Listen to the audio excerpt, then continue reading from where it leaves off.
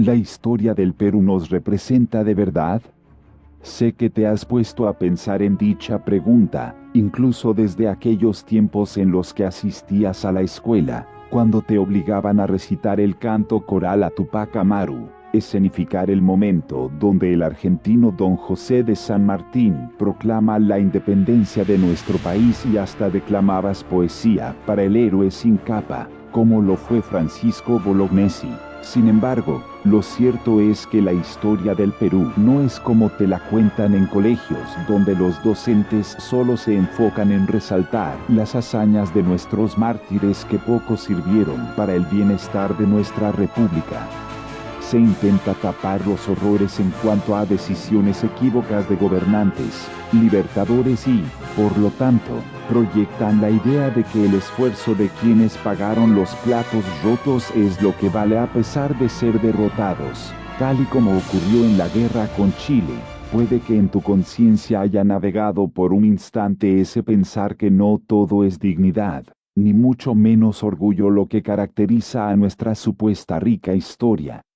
Aquella que hace inflar el pecho a muchos, pero que a la vez revienta las alforjas al saber que, desde los tiempos de la colonización española, hemos vivido en el absoluto fracaso como sociedad. Bolognesi, al igual que otros personajes de nuestra historia, llámese Grau, Alfonso Ugarte, Sáenz Peña y Juan Mur, pelearon por nada, dado que producto de pésimas decisiones políticas de nuestros gobernantes en los comienzos de la era republicana, terminaron siendo piñatas de circo. Se busca canonizar la derrota por encima de la realidad con el fin de justificar que debemos sentirnos orgullosos de ser peruanos.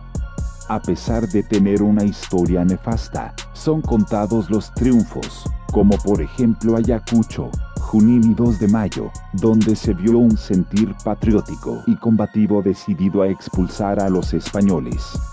Sin embargo, dichas batallas apenas fueron analgésicos que calmaron el dolor, mas no combatieron la enfermedad, tal y como se evidenció años después de la independencia. Tanto espíritu por conformar una república democrática, libre e independiente se fue diluyendo con el paso de los años, cuando la ambición, el racismo y la ingenuidad del tonto útil llamado gobierno ha escrito las peores páginas de nuestra historia. Por otra parte, muchos dicen que el Caballero de los Mares fue digno y ejemplar, pero sus desaciertos en Iquique le costaron la vida en Angamos.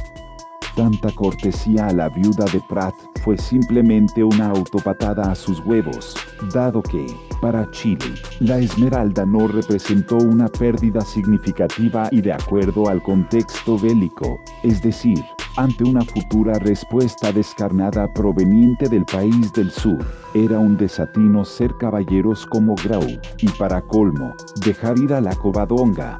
También tenemos otras perlas históricas tales como las patinadas de Ramón Castilla, Echenique, Pesetti como cereza del pastel, las burradas de Nicolás de Piérola, quien dio el golpe de gracia que nos llevaría a la derrota.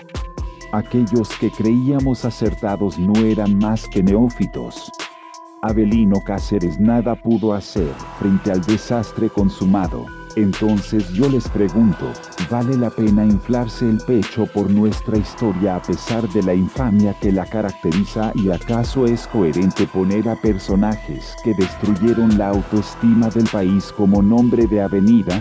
¿En serio te llena de espíritu patriótico haber sido esclavos de la madre patria, ser castigados por la Santa Inquisición, traicionados por los bolivianos, timados por ciertos países que poco a poco cortaron nuestro territorio, derrotados por los chilenos, violentados por los terroristas y gobernados por incapaces hasta nuestros días? Hasta este punto quepa aclarar que no practicó antipatriotismo, pues de lo contrario no hubiera subido el presente material. Mi tarea es cuestionar la desinformación, el desconocimiento de la historia y la ineptitud de la clase política que no mueve un solo dedo para llevar a cabo una mejor administración de los recursos, prevenir desastres naturales, forjar una soberanía implacable e impulsar una verdadera reforma en el sistema educativo. El pueblo que elige a sus autoridades debe entender que existe un hoy y un mañana por el cual debemos luchar para cambiar nuestra mentalidad.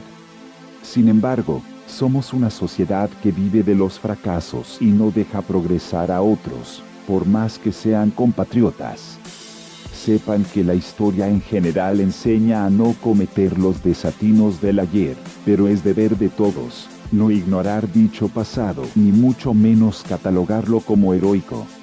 El futuro debe ser nuestro ideal y materia para obtener triunfos de verdad, sin egoísmos ni contiendas. Nos vemos.